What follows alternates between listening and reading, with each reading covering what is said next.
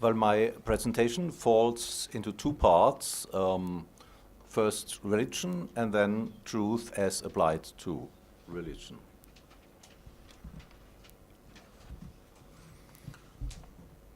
Truth and religion are both problematic terms. Despite important research, for example, on religion in classical antiquity, it's still far from being common knowledge how very problematic the term religion is. So I begin with a question, not what is religion, but what do we call religion, and what are some of the problems we should be conscious of in talking about religion. Religion is a European term. It is derived from Latin religio and was taken over also in other European languages as a loanword. This is due to the fact that Roman Christians took over the word for their religion. However, as applied to pagan Roman cult, it referred to something completely different from Christianity. The etymology of the word is not certain, but whatever it is, Cicero's definition of religio is perfectly correct as regards pagan religiosity of classical antiquity in general. Religio denotes the scrupulous observation of the rules of cult. Pagan religion essentially was a mere set of rules how to deal with powers out of human control. Powers which, however, govern human life in a mysterious, unintelligible way. This is expressed in the Greek description of the gods as Kratonus, the stronger ones. This religion was almost bare of any concept, if not that divine powers are both stronger and thus higher than men, and as such inscrutable. They are handled by a set of rules codified by ancient traditions. These rules were basically apotropaic, it is, an attempt to damage limitation in the face of what was eo ipso uncontrollable. The attitude of the worshipper was fear or respect. In Greek, eusebeia, Latin, pietas. Thus, ancient religiosity was characterized essentially by a strict hierarchy, an unbridgeable gap God-man. However, the hierarchy God-man has its pendant in the hierarchical system of both the human and the divine world, which is strictly analogous. Ideally, both hierarchies point to a single ruler. Now in Latin, in fact, pietas refers to both the respect for human superiors and respect for the gods. In Greek, however, the verb sebomai, to revere, and the adjective semnos apply in a positive sense to gods only. The character of the divine in ancient pagan religion is the precise opposite to the God of the Abrahamic religions. In pagan religiosity, God's major attribute is that he is stronger, inscrutable, and thus he is capricious and incalculable, and therefore an object of fear. The worshipper approaches him with caution. The God who reveals himself in a Jewish, Christian, Islamic tradition is, with all his supreme omnipotent power, which is even stronger than that of the pagan gods who are still bound by the laws of fate, the Abrahamic God is in his revelation the ultimately trustworthy and reliable, the one who invites man by an act of benevolence towards the latter to trust in him completely, and promises the believer, the man who completely trusts in him and follows the path he opens to him, ultimate salvation. This God requests absolute trust, and he offers absolute trustworthiness. Thus, if applied to Christian religiosity, the word religio is applied to a completely different attitude towards the divine and thus loses any precise meaning. Therefore, it can, provisorially, be applied to any phenomenon holding in any other culture the place which the Abrahamic religions hold in our cultures.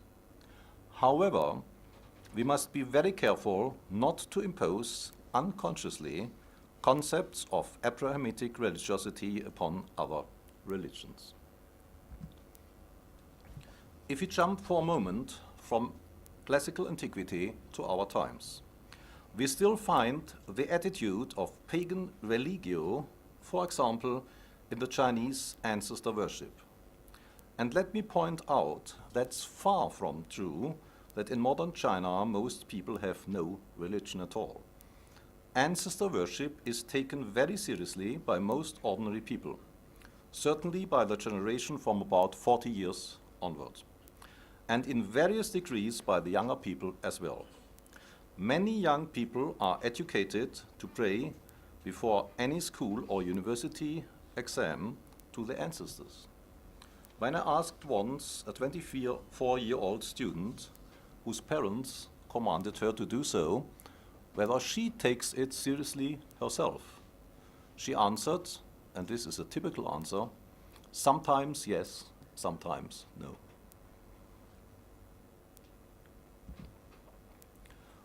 In religions like the pagan religiosity or Chinese ancestor cult, where worship is related completely to a do ut des principle, worship is ultimately only an attempt to damage limitation. It's based and cannot be based on anything else but skepticism. Thus, it's the precise opposite to a religion based on faith. To ask whether the Greeks or Romans, or the Chinese for that matter, believed in their gods makes no sense at all. Faith is characteristic of certain religions. A religion based merely on a set of acts of worship is also not based on any coherent concept. However, it can be conceptualized by philosophy. Ancient Greek and Roman philosophy is rather a religion than a philosophy in our sense. But then religion is transformed into a system of thought which is guided by reason. Reason is a yardstick for this, the philosophical religion. Only that we must never forget that this reason is in itself a concept of Greek thought, which rests on completely arbitrary, inexplicit axioms which are never questioned. Other cultures have different ways of thought. These ways of thought are neither rational nor irrational, they are simply different. Indian thought has great analogies to Greek philosophy, and one may thus legitimately speak of Indian philosophy. Given now that this is an analogy and not means complete identity, one may call original Buddhism a philosophy or a philosophical religion from the very start. In contrast to this, the Abrahamic religions, as pagan religion, are per se not based on a philosophical concept. Of course, in contrast to the, so to speak, indefinite gods of pagan religiosity, the God of the revelation is definite. He is a God who immediately has two defining characteristics. He is the one who reveals himself in a sacred text and thus turns towards man with the benevolence of a father and invites man to follow his path. However, the attitude which genuinely corresponds to this act of revelation is not thought, it is obedience, trust, and faith. If such a religion develops a system of thought or is integrated into a system of thought, this is, as with pagan religiosity, only a secondary step. Abrahamic religions did develop such systems of thought. and they developed them by shaping themselves versus each other.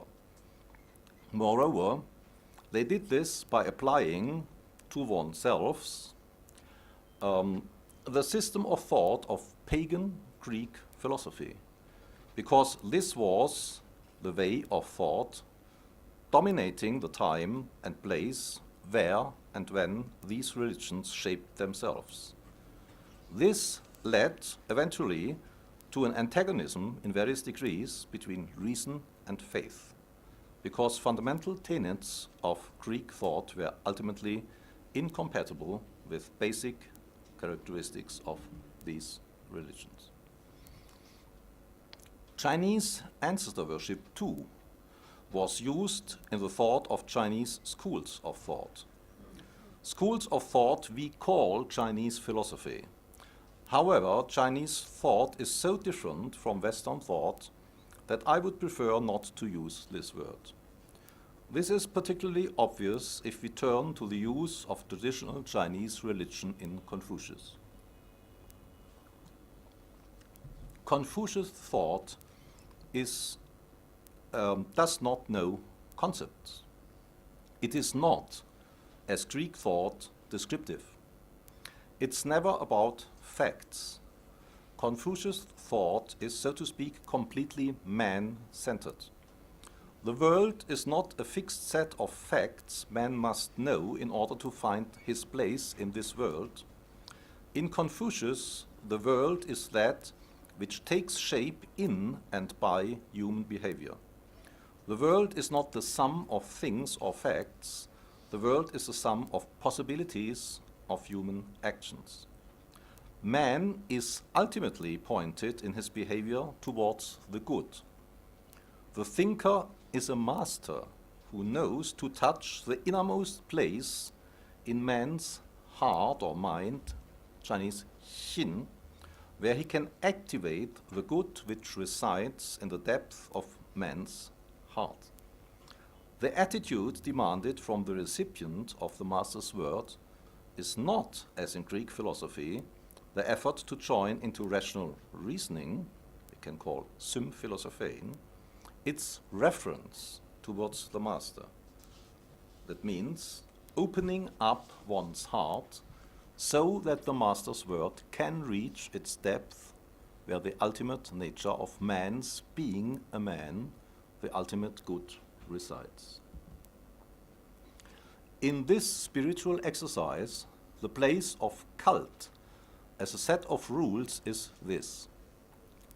The corpus of traditional rules of the cult, which Confucius demands to study again and again, is called Li. Li, in its religious sense, are the rules of respect towards the divine or the world of the ghosts, towards a world which inspires immediately respect and fear. Thus, the study of Li is an exercise that teaches respectful behavior. This respectful behavior can become a habit and is thus practiced in the human sphere, which is hierarchical, in analogy to the relationship God ancestors towards man. This hierarchy among men is based on the same principle as the hierarchy ancestors worshipper, the principle of seniority in a family. Thus, the earnest study of Li leads to proper behavior towards man. And in fact, Li means not only the rules of cult, but also polite, respectful manners. The man who is used to always practice Li in the full sense arrives then at realizing his full potential as a man, Ren. This is being a man. He realizes it in his behavior towards our Ren. He practices the virtue of Ren in the sense of interhuman humanity. Ren pronounced identically, but written with two characters, that of Ren, man, and the character of the number 2. To sum up, what we There are religions without any conceptualization. They consist in a set of rules to handle inscrutable higher powers. The predominant attitude of the worshipper is fear and skepticism. There are the Abrahamic religions, which start from the concept of a benevolent God who reveals in a sacred scripture a path for man leading to salvation. The attitude of the worshipper is obedience, faith, trust. A religion like Buddhism may be called from the very beginning a system of thought. The yardstick for the believer is his own effort of understanding and practicing this understanding. Both religions like those which consist in a set of rules or which are based on faith can be integrated into an intellectual effort, be it a philosophical one, that the yardstick becomes reason, and an antagonism between reason and faith may result, be it another intellectual approach which transforms religion into a tool for perfecting what is innate in man's innermost self. I come to my second part, truth. The word for true or truth has in many languages of the world connotations of both genuine, authentic, and reliable, convincing. In fact, even in Greek, where the word for truth, aletheia, has a completely different etymology. One of the most important texts for the development of the Greek concept of truth, Parmenides, speaks of pistis aletheis, true conviction, in pointed contrast to mere conjecture, doxa. Thus, despite the fact that the original meaning of truth in Greek was completely different, Greek philosophy later defined truth ultimately as something reliable. Truth is something which already in Parmenides is reached by embarking on a way to reach truth, and this truth is a truth that describes the whole of the world in the widest sense in correct propositions, propositions which detect through the chaotic multitude of phenomena which meet human perception the unity upon which this multitude is based. Truth is a perception of the world as a unity and as a whole. In Plato, truth again is grasped by embarking on a way, the way of dialectics. It is the common effort to reach in a consistent series of correct propositions an ultimate non-propositional insight. The highest degree of grasping the truth is Sophia. That is knowledge which has its basis in the capacity of the workman. It is knowledge which enables to create something. The same is implied in the terminological word for knowledge, science in Plato, episteme. This is a knowledge which originally can be a reliable basis for creating in reality what one has as a shape, an idea, in the Platonic sense, in one's mind. The way to knowledge is the way of logos. Logos is thought shaped as propositions. The series of descriptive propositions leads towards the intuitive perception of the ultimate non-propositional truth, which is immediately both descriptive and normative. Descriptive means the multitude of phenomena is perceived in the form, eidos, that makes it perceptible to reason. This is at the same time the aspect of the phenomena by which they participate in the immutable order of the world, in its wholeness and unity. Only in this way they can be known and relied upon by the human mind. And they can be known because the mind is the part of man by which man himself is part of the rational order of the world as a unity and as a whole. Truth in this model of thought consists in human reason being in tune with the universal reason which shapes the world as a unified order, which is immutable and thus, in the highest sense, reliable. The truth defined in this way is reached via an intellectual effort of man. Man himself must find in his limited intellectual capacities his connection to the divine intellect. It's obvious that truth, as the ultimately reliable, aims precisely at what the God of the revelation offers to man. By his revelation, God offers to man immediately what human reason must try to reach alone by an effort few are fit for, and which also is a constant struggle to reach an elusive goal which has to be conquered again and again. Obedience, trust in God's revelation, donates to man immediately the ultimate truth which gives man his sensible place in the world.